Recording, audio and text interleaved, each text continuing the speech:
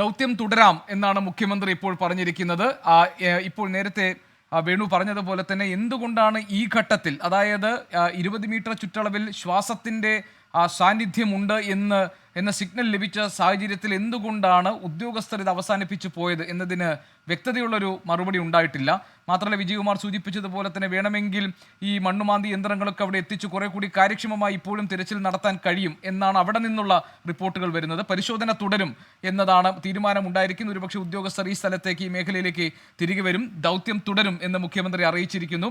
സ്വാഭാവികമായിട്ടും ജീവന്റെ സാന്നിധ്യമുണ്ട് എന്ന് കരുതുന്ന സാഹചര്യത്തിൽ അവിടെ തുടർ പരിശോധനകൾ ആവശ്യമാണ്. അത്ര വലിയ ഒരു ഏരിയയിലല്ല പരിശോധന വേണ്ടത് എന്നതുകൊണ്ടും ജീവന്റെ ശ്വാസത്തിൻ്റെ അടയാളം അവിടെ ഉണ്ട് എന്ന് കരുതുന്നത് കൊണ്ട് തന്നെ വളരെ കാര്യക്ഷമമായ ഒരു അന്വേഷണം, ഒരു പരിശോധന അവിടെ ആവശ്യമാണ്. രക്ഷാപ്രവർത്തകർ ആ ദൗത്യത്തിൽ തന്നെയാണ്. ഉദ്യോഗസ്ഥർ അവിടെ നിന്ന് മടങ്ങിപ്പോയിട്ടുണ്ട്. ആ സിഗ്നൽ ലഭിച്ച സ്ഥലത്തേക്ക് അധികം വൈകാതെ അവർ മടങ്ങി വന്നേക്കും. ഇനി വലിയ യന്ത്രങ്ങൾ ഉപയോഗിച്ചുള്ള പരിശോധനയാണ് ആവശ്യമെങ്കിൽ അതിലേക്ക് കടക്കേണ്ടതാണ്. മാത്രമല്ല, 3 പേരെ ആ പ്രദേശത്ത് നിന്ന് കാണാതായവ 5 പേരിൽ 3 പേരെ കുറിച്ച് ഇനിയും വിവരങ്ങൾ കിട്ടാനുണ്ട്. ആ പശ്ചാത്തലത്തിൽ സ്വാഭാവികമായും ജീവന്റെ അടയാളമുണ്ട് എന്ന് കരുതുന്നത് കൊണ്ട് തന്നെ അവിടെ പരിശോധന അനിവാര്യമായി മാറിയിരിക്കുന്നു. പാമ്പോ ഏതെങ്കിലും ഒരു ക്ഷുദ്രജീവിയുടെ ശ്വാസത്തിൻ്റെത് അല്ല, മറിച്ച് ഒന്നെങ്കിൽ മനുഷ്യ ശരീരത്തിൻ്റെ, അതല്ലെങ്കിൽ പശു പോലെ ഒരു വലിയ ജീവിയുടെ ശ്വാസത്തിൻ്റെ അടയാളമാണ് വന്നിരിക്കുന്നത് ഈ സിഗ്നലിലൂടെ എന്ന് പറയുന്ന സാഹചര്യത്തിൽ പ്രതീക്ഷ വളരെ വലുതാണ്. ജീവൻ തിരികെ രക്ഷപ്പെടുത്താനുള്ള അവസാനവട്ട ശ്രമം കൂടി അവിടെ ഉണ്ടാകേണ്ടതാണ്. എല്ലാ ശ്രമങ്ങളും അവിടെ ഉണ്ടാകേണ്ടതാണ്. അതുകൊണ്ടാണ് മുഖ്യമന്ത്രി ഈ വിഷയത്തിൽ ഇടപെട്ടിരിക്കുന്നത്. അവിടെ പരിശോധനയ്ക്ക് ഫ്ലഡ് ലൈറ്റ് എത്തിക്കാനുള്ള തീരുമാനവും ഇപ്പോൾ ഉണ്ടായിട്ടുണ്ട്. അതുകൊണ്ട് വരുന്ന മണിക്കൂറുകൾ വളരെ നിർണായകമാണ്. ഈ ജീവശ്വാസമുണ്ടെന്ന GPR വിദഗ്ധർ പറഞ്ഞിരിക്കുന്ന സാഹചര്യത്തിൽ ഉദ്യോഗസ്ഥരുടെ മേൽനോട്ടത്തിൽ തന്നെ അവിടെ പരിശോധന നടക്കേണ്ടതാണ്. അതിലേക്കാണ് കാര്യങ്ങൾ പോകുന്നത് എന്ന് വേണം മനസ്സിലാക്കാൻ. 3 മീറ്റർ ആഴത്തിൽ ആണ് സിഗ്നൽ കണ്ടിരിക്കുന്നത്. അതുകൊണ്ട് വലിയ ഉപകരണങ്ങൾ കൊണ്ടുവന്നാണെങ്കിലും അവിടെ പരിശോധന നടത്തേണ്ടതാണ്. ഫ്ലഡ് ലൈറ്റുകൾ അവിടെ എത്തിക്കാൻ വേണ്ടിയുള്ള ക്രമീകരണങ്ങൾ ഉണ്ടായിട്ടുണ്ട്. ഈ പരിശോധന തുടരും എന്ന് മുഖ്യമന്ത്രി ഇടപെട്ട് അറിയിക്കുകയും ചെയ്തിട്ടുണ്ട്. മനോജ് മട്ടാഞ്ചേരി അല്പസമയത്തിനകം ടെലിഫോൺ ലൈനിൽ എത്തുമെന്ന് പ്രതീക്ഷിക്കുന്നു. കാരണം ഇതിൽ ഏറ്റവും ആധികാരികമായ വിവരങ്ങൾ നൽകാൻ കഴിയുന്ന വ്യക്തിയാണ് അദ്ദേഹം. ഈ ദൗത്യത്തിന്റെ ഭാഗമായി നിന്ന വ്യക്തിയാണ്, ഫയർഫോഴ്സ് ഉദ്യോഗസ്ഥനാണ്. 2 മണിക്കൂറോളം അവിടെ പരിശോധിച്ചു എന്നാണ് പറയുന്നത്. പക്ഷേ എന്നിട്ടും ഒന്നും കണ്ടെത്താൻ കഴിഞ്ഞില്ല എന്ന് പറഞ്ഞ് ഉദ്യോഗസ്ഥ സംഘം മടങ്ങുകയായിരുന്നു. ബാക്കിയുള്ളവരൊക്കെ അവിടെ പ്രയത്നിക്കാൻ തയ്യാറായി നിൽക്കുമ്പോഴാണ് ഉദ്യോഗസ്ഥ സംഘം ഇങ്ങനെ മടങ്ങിയത്. പക്ഷേ അവിടെയാണ് കൃത്യമായ ഇടപെടൽ ഉണ്ടായിരിക്കുന്നത്. മുഖ്യമന്ത്രി നിർദ്ദേശം നൽകിയിരിക്കുന്നു, ദൗത്യം തുടരണം എന്നാണ് നിർദ്ദേശിച്ചിരിക്കുന്നത്.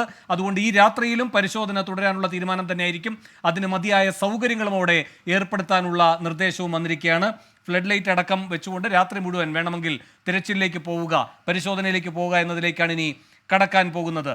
ഇത് വളരെ പ്രധാനപ്പെട്ട ഒരു പരിശോധനയാണ്. ഒന്നാമത് ഇതിന് ശാസ്ത്രീയമായൊരു പിൻബലമുണ്ട്. അതുകൊണ്ട് തന്നെ ഗൗരവത്തോടെ അതിൽ അത് എവിടേക്കാണ് എത്തിക്കുക, എന്തൊക്കെ കാര്യങ്ങൾ കണ്ടെത്താൻ കഴിയും എന്നതിൽ കൃത്യമായൊരു തീർപ്പിലേക്ക് എത്തേണ്ടതുണ്ട്.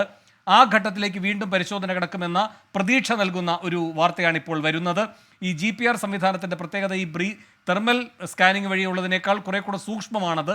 കാരണം ജീവശ്വാസം രേഖപ്പെടുത്താൻ കഴിയുന്നു എന്നത് മാത്രമല്ല, അനക്കമുണ്ടോ, ആ ജീവിക്ക് അനക്കമുണ്ടോ എന്നതടക്കമുള്ള വിവരങ്ങൾ അത്രയും സൂക്ഷ്മമായി കണ്ടെത്താൻ കഴിയുന്നൊരു സംവിധാനമാണ് ഈ GPR സംവിധാനം.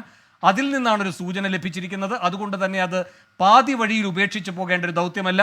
സുർജിത്ത് അയ്യപ്പത്ത് ചേരുന്നുണ്ട്. ഗോപി, സുർജിത്ത്, നേരത്തെ ഈ തെർമൽ സിഗ്നൽ ലഭിച്ച ഭാഗത്ത് പരിശോധന തുടങ്ങി വെക്കുകയും പിന്നീട് അത് ഏതെങ്കിലും ജീവിയുടേതാകാം എന്ന ഒരു നിഗമനത്തിൽ സൈന്യം ഈ തിരച്ചിൽ അവസാനിപ്പിച്ചു പോവുകയും ചെയ്തു എന്നാണ് മനസ്സിലാക്കിയത്. അങ്ങനെയാണോ ഉണ്ടായത്? അങ്ങനെയാണെങ്കിൽ വീണ്ടും പരിശോധന തുടരും എന്ന് മുഖ്യമന്ത്രി അറിയിച്ചിരിക്കുന്നു. ഉദ്യോഗസ്ഥർ അവിടെ എത്തി പരിശോധന പുനരാരംഭിക്കും എന്നാണോ മനസ്സിലാക്കേണ്ടത്? രക്ഷാപ്രവർത്തകർ ഇവിടുന്ന് മടങ്ങിയതാണ്. ഈ മടങ്ങിയ ആളുകൾ എല്ലാം തന്നെ പൂർണ്ണമായും ഇവിടേക്ക് തിരിച്ച് വന്നിരിക്കുകയാണ്. ഉദ്യോഗസ്ഥരടക്കം ഇവിടേക്ക് മടങ്ങി വന്നിരിക്കുന്നു.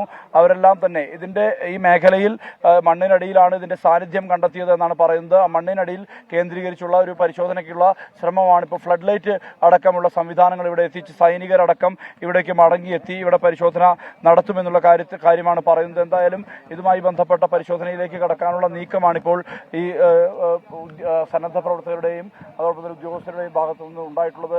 പോയവരെല്ലാം തന്നെ തിരിച്ച് മടങ്ങി ഈ പ്രദേശത്തേക്ക് തന്നെ എത്തിയ ഒരു സാഹചര്യമുണ്ട്. അവരെല്ലാം തന്നെ ഇവിടേക്ക് എത്തി ഇനി ഏത് തരത്തിലുള്ള പരിശോധനയാണ്, എങ്ങനെയാണ് മറ്റ് ഹിറ്റാച്ചികൾ ഉൾപ്പെടെയുള്ള മറ്റ് മണ്ണുമാന്തി യന്ത്രങ്ങളടക്കമുള്ള സംവിധാനങ്ങൾ ഇവിടേക്ക് എത്തിച്ചുള്ള പരിശോധനയാകുമെന്ന് തന്നെയാണ് കരുതുന്നത്. മുഖ്യമന്ത്രി ഇടപെട്ട സാഹചര്യത്തിൽ ഇതുമായി ബന്ധപ്പെട്ട ഉദ്യോഗസ്ഥൻ നമ്മോട് അല്പസമയം മുമ്പ് സംസാരിച്ചത് ടോപ്പ് ലെവലിൽ നിന്നുള്ള നിർദ്ദേശമാണ് എന്നുള്ളതാണ്. മുഖ്യമന്ത്രിയുടെ നിർദ്ദേശം തന്നെയാണ്.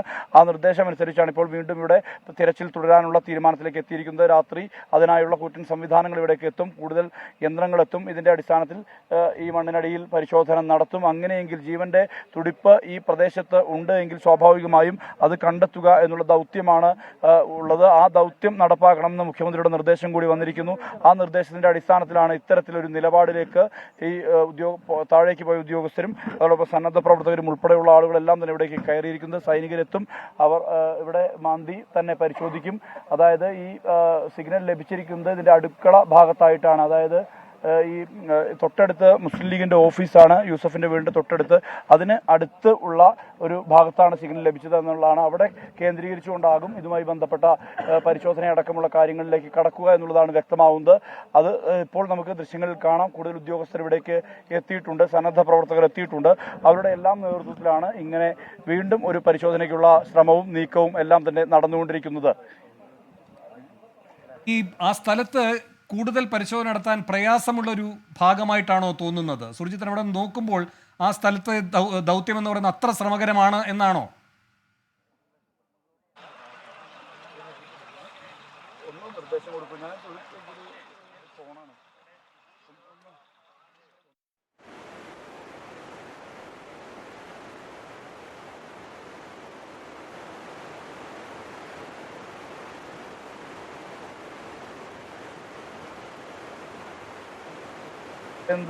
ഒരു ഈ മുണ്ടക്കൈ ടൗണിലെ ഒരു പ്രധാനപ്പെട്ട കേന്ദ്രമാണിത്. ആ കേന്ദ്രത്തിൽ ആണ്, അതായത് ഈ ടൗണിലെ ഏറ്റവും പ്രധാനപ്പെട്ട സെന്റർ. ആ സെന്ററിലാണ് ഇങ്ങനെ മുസ്ലിം ലീഗിന്റെ ഓഫീസ് ഉണ്ടായിരുന്നു നേരത്തെ.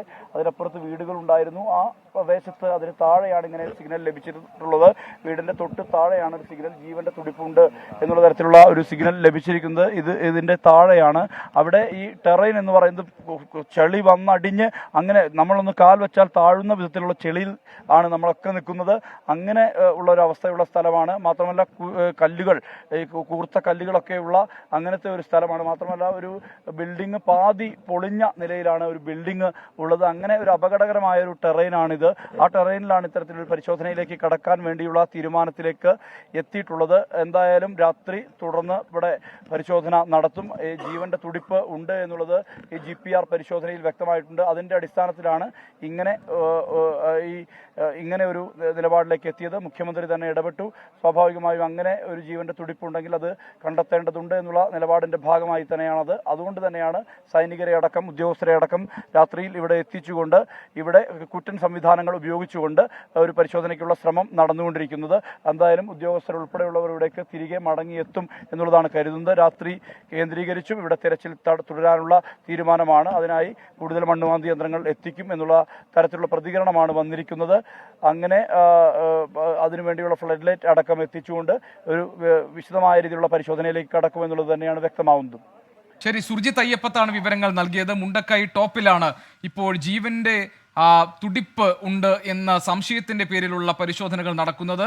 ശ്വാസോച്ഛ്വാസത്തിന്റെ സിഗ്നലുകൾ ഈ GPR സംവിധാനത്തിൽ ലഭിച്ചതിനെ തുടർന്നാണ് കാര്യക്ഷമമായി അവിടെ തിരച്ചിൽ തുടങ്ങിയത്. പക്ഷേ അത് ഏതെങ്കിലും ഒരു ജീവിയുടേതാകാം, അതല്ലെങ്കിൽ പാമ്പിൻ്റെയോ തവളയുടെയോ ഒക്കെ ആകാം എന്നൊക്കെയുള്ള നിഗമനത്തിൽ ഈ പരിശോധന അവസാനിപ്പിക്കുകയായിരുന്നു. പക്ഷേ ഇത്ര ശക്തമായ സിഗ്നൽ തുടർച്ചയായി ലഭിച്ചിരിക്കുന്ന സാഹചര്യത്തിൽ ഈ മേഖലയിൽ 3 പേരെ കാണാതായിട്ടുണ്ട് എന്ന വിവരങ്ങൾ കൂടി വന്ന പശ്ചാത്തലത്തിൽ ഇവിടെ തിരച്ചിലിനേറെ പ്രസക്തിയുണ്ട്. അതുകൊണ്ടാണ് നിർത്തിപ്പോയ ഉദ്യോഗസ്ഥരെ മടക്കി വിളിച്ചുകൊണ്ട് ഇന്ന് രാത്രി മുഴുവൻ പരിശോധന തുടരാൻ ഉള്ള തീരുമാനം മുഖ്യമന്ത്രിയുടെ ഭാഗത്തുനിന്നുണ്ടായിരിക്കുന്നത്.